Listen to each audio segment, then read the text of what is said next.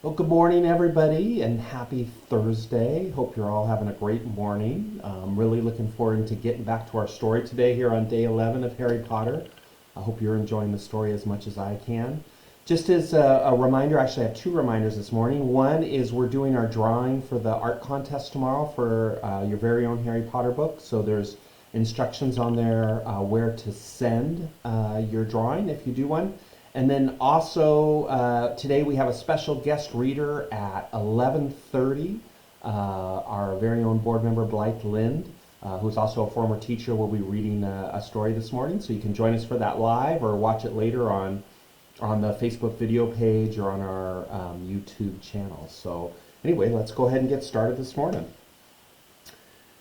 He thinks the door is locked, Harry whispered. I think we'll be okay. Get off, Neville! For Neville had been tugging on the sleeve of Harry's bathrobe for the last minute. What? Harry turned around and saw quite clearly what. For a moment he was sure he'd walked into a nightmare. This was too much, on top of everything that had happened so far. They weren't in a room, as he had supposed. They were in a corridor. The forbidden corridor on the third floor. And now they knew why it was forbidden. They were looking straight into the eyes of a monstrous dog. A dog that filled the whole space between ceiling and floor. It had 3 heads, 3 pairs of rolling, mad eyes, 3 noses twitching and quivering in their direction, 3 drooling mouths, saliva hanging in slippery ropes from yellowish fangs. It was standing quite still.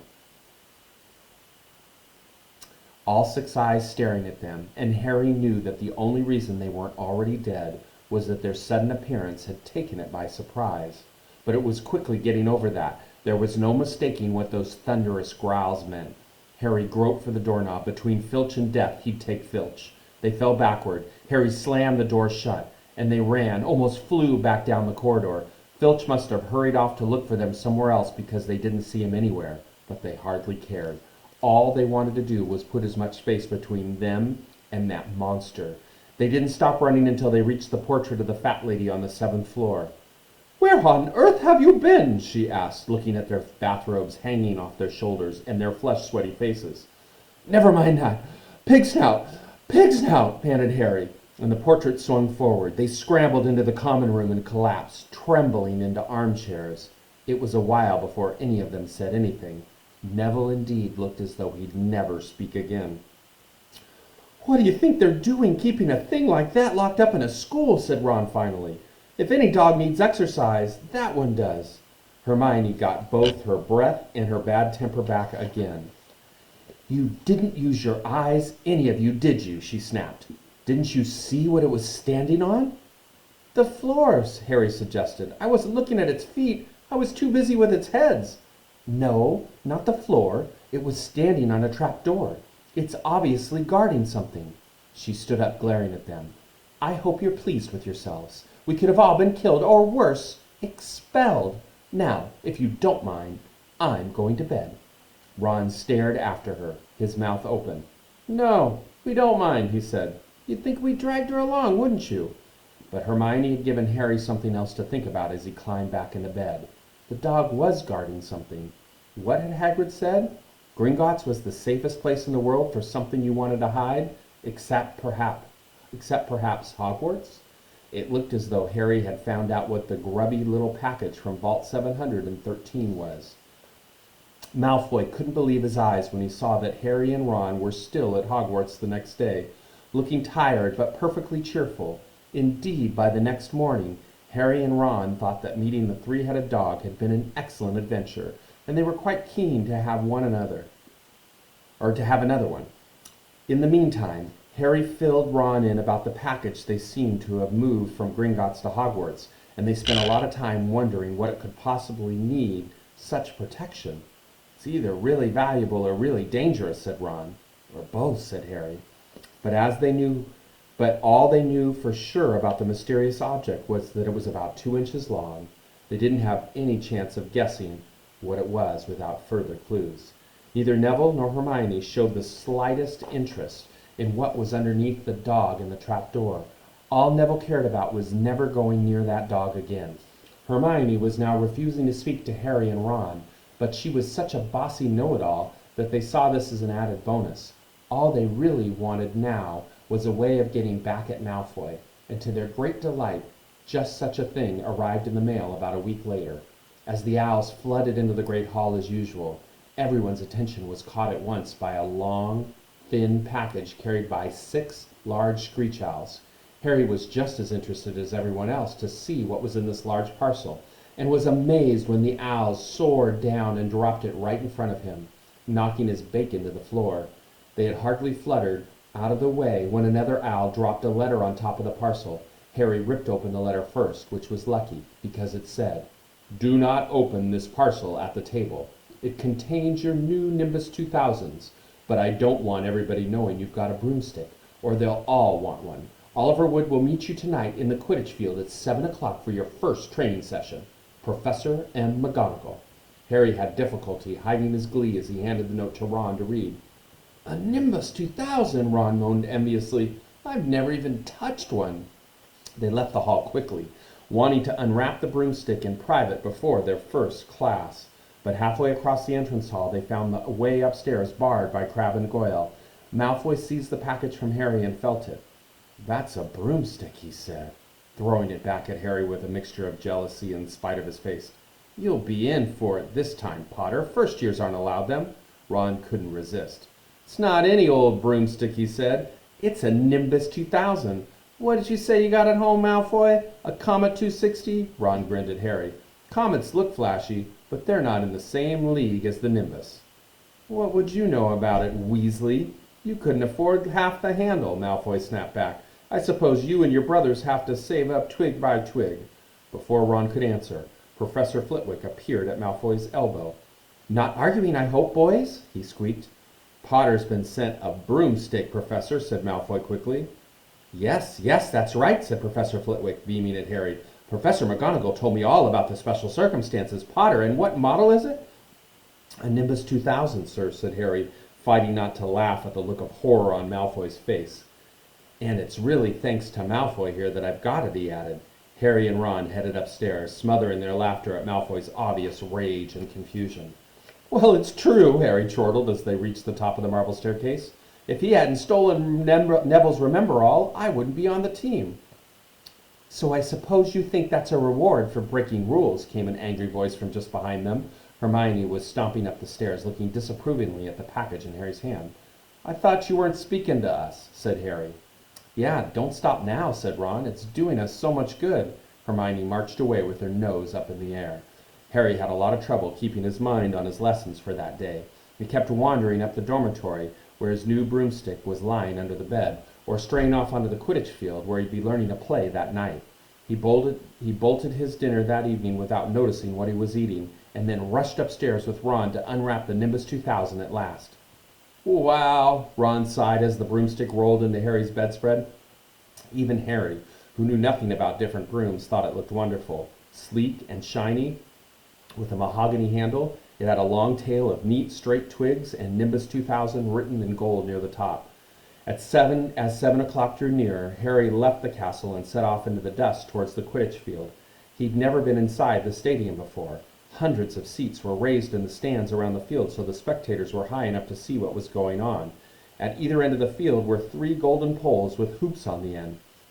They reminded Harry of the little plastic sticks Muggle children blew bubbles through, except that they were 50 feet high. Too eager to fly again to wait for Wood, Harry mounted his broomstick and kicked off from the ground. What a feeling! He swooped in and out of the goalpost and then sped up and down the field. The Nimbus 2000 turned wherever he wanted at his lightest touch. "Hey, Potter, come down!" Oliver Wood had arrived. He was carrying a large wooden crate under his arm. Harry landed next to him. "Very nice," said Wood, his eyes glinting. "I see what McGonagall meant. You really are a natural. I'm just going to teach you the rules this evening, and then you'll be joining team practice 3 times a week." He opened the crate. Inside were 4 different-sized balls. "Right," said Wood. "Now Quidditch is easy enough to understand, even if it's not too easy to play. There are 7 players on each side. 3 of them are called chasers." 3 chasers, Harry repeated as Wood took out a bright red ball about the size of a soccer ball. "This ball's called the quaffle," said Wood. "The chasers throw the quaffle to each other and try to get it through one of the hoops to score a goal. 10 points every time the quaffle goes through one of those hoops. Follow me?" The chasers throw the quaffle and put it through the hoops to score, Harry recited. So that's just sort of like basketball on broomsticks with 6 hoops, isn't it? What's basketball? Said Wood curiously. Never mind, said Harry quickly. Now, there's another player on each side who's called the keeper. I'm keeper for Gryffindor. I have to fly around our hoops and stop other teams from scoring. 3 chasers and 1 keeper, said Harry, who was determined to remember it all. And they play with the quaffle. Okay, got that. So what are they for? He pointed to the 3 balls left in the box. I'll show you now, said Wood. Take this. He handed Harry a small club, bit like a short baseball bat. I'm going to show you what the bludgers do, Wood said. These 2 are the bludgers. He showed Harry 2 identical balls, jet black and slightly smaller than the red quaffle. Harry noticed that they seemed to be straining to escape the straps holding them inside the box. Stand back, Wood warned Harry. He bent down and freed one of the bludgers. At once, the black ball rose high into the air and then pelted straight at Harry's face. Harry swung at it with the bat to stop it from breaking his nose and sent it zigzagging way into the air. It zoomed around their heads and then shot at Wood, who dived on top of it and managed to pin it to the ground. See, Wood panted, forcing the struggling bludger back into the crate and strapping it down safely. The bludgers rocket around, trying to knock players off their brooms. That's why you have 2 beaters on each team. The Weasley twins are ours. It's their job to protect their side from the bludgers and try and knock them towards the other team. So, you think you've got all that? 3 chasers try and score with the quaffle. The keeper guards the goalpost, and the beaters keep the bludgers away from their team, Harry reeled off. Very good, said Wood. Have the bludgers ever killed anyone? Harry asked, hoping he sounded offhand. Never at Hogwarts. We've had a couple of broken jaws, but nothing worse than that. Now, the last member of the team is the Seeker. That's you. And you don't have to worry about the quaffle or the bludgers. Unless they crack my head open. Don't worry, the Weasleys are more than a match for the bludgers. I mean, they're like a pair of human bludgers themselves. Wood reached into the crate and took out the 4th and last ball. Compared with the quaffle and the bludgers, it was tiny, about the size of a large walnut. It was bright gold and had little fluttering silver wings. This, said Wood, is the golden snitch, and it's the most important ball of the lot. It's very hard to catch because it's so fast and difficult to see. It's the Seeker's job to catch it. You've got to weave in and out of the chasers, beaters, bludgers, and quaffle to get it, before the other team's Seeker, because whichever Seeker catches the snitch wins his team an extra 150 points, so they nearly always win. That's why Seekers get fouled so much. A game of Quidditch only ends when the snitch is caught, so it can go on for ages. I think the record is 3 months. They had to keep bringing in substitutes so the players could get some sleep. Well, that's it. Any questions? Harry shook his head. He understood what he had to do all right. It was doing it that was going to be the problem. We won't practice with the snitch yet, said Wood carefully, shutting it back inside the crate. It's too dark. We might lose it. Let's try you out with a few of these. He pulled out a bag of ordinary golf balls out of his pocket, and a few minutes later, he and Harry were up in the air, Wood throwing the golf balls as hard as he could in every direction for Harry to catch. Harry didn't miss a single one, and Wood was delighted. After half an hour, night had really fallen, and they couldn't carry on. That Quidditch cup'll have our name on it this year, said Wood happily as they trudged back up to the castle. I wouldn't be surprised if you turn out to be better than Charlie Weasley, and he could have played for England if he hadn't gone off chasing dragons. Perhaps it was because he was now so busy, what with Quidditch practice 3 evenings a week on top of all his homework, but Harry could hardly believe it when he realized he'd already been at Hogwarts 2 months. The castle felt more like a home than Privet Drive ever had. His lessons, too, were becoming more and more interesting now that they had mastered the basics. On Halloween morning, they woke up to the delicious smell of baking pumpkin wafting through the corridors.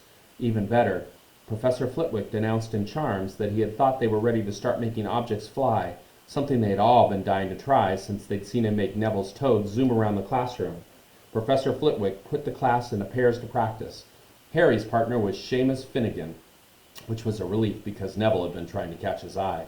Ron, however, was to be working with Hermione Granger. It was hard to tell whether Ron or Hermione was angrier about this. She hadn't spoken to either of them since the day Harry's broomstick had arrived. "Now, don't forget the nice wrist movement we've been practicing," squeaked Professor Flitwick, perched on top of his pile of books as usual. "Swish and flick. Remember, swish and flick. And saying the magic words properly is very important, too. Never forget Wizard Barufu, who said S's instead of F and found himself on the floor with a buffalo on his chest."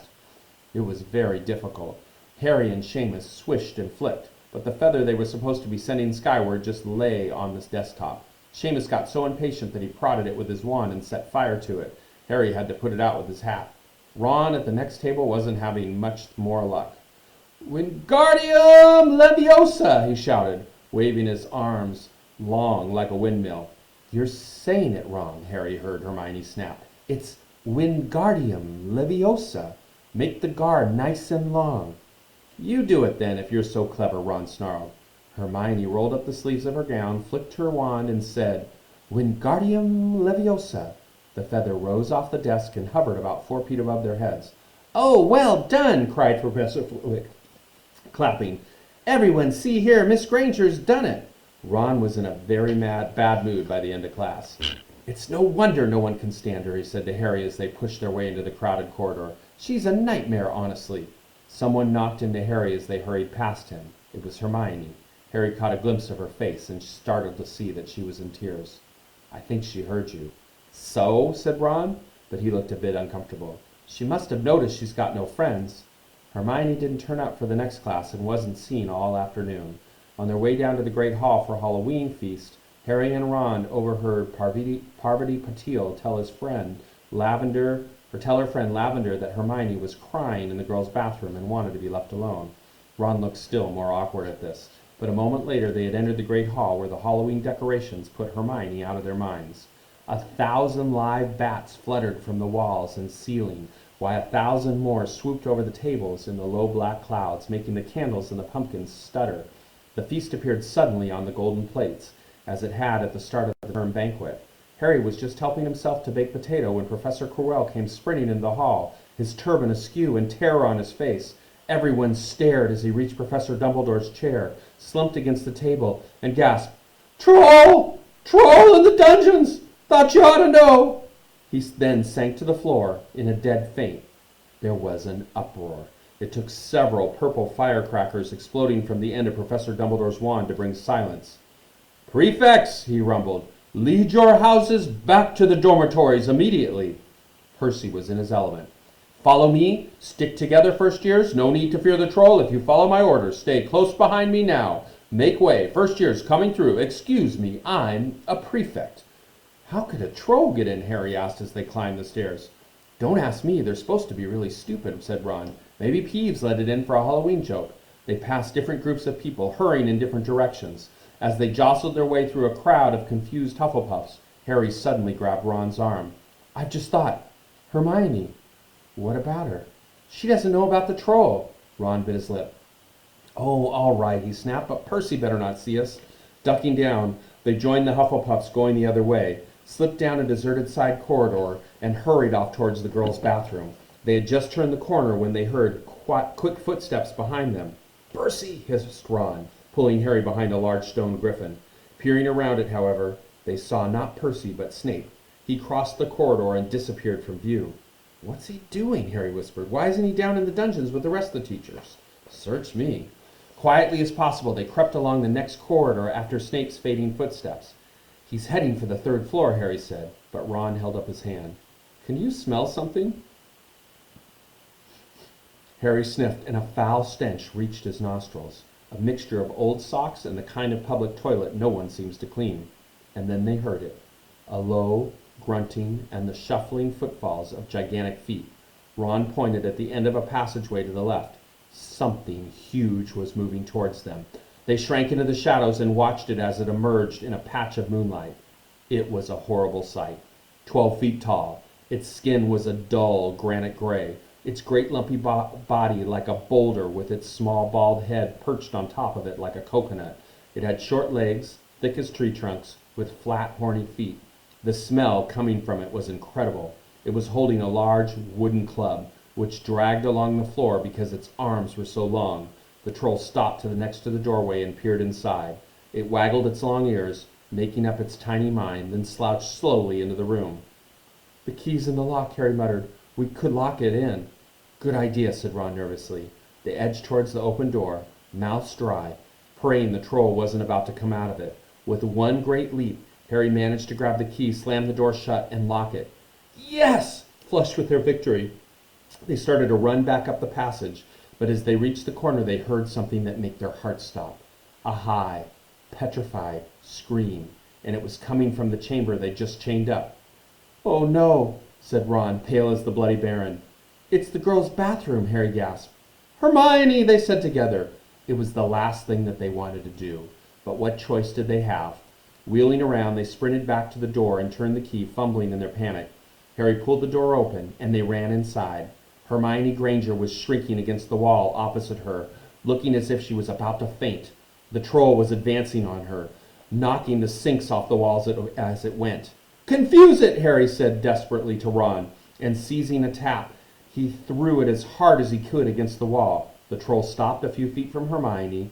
It lumbered around, blinking stupidly to see what had made the noise. Its mean little eyes saw Harry. It hesitated, then made for him instead, lifting its club as it went. All right, we're going to stop right there. You'll have to tune in tomorrow to hear what happens with the troll and Harry, Ron, and Hermione in the bathroom. I hope you have a great day, and feel free to join us at 11:30 to hear our guest reader Blythe Lind today, BUSD board member. Thanks again.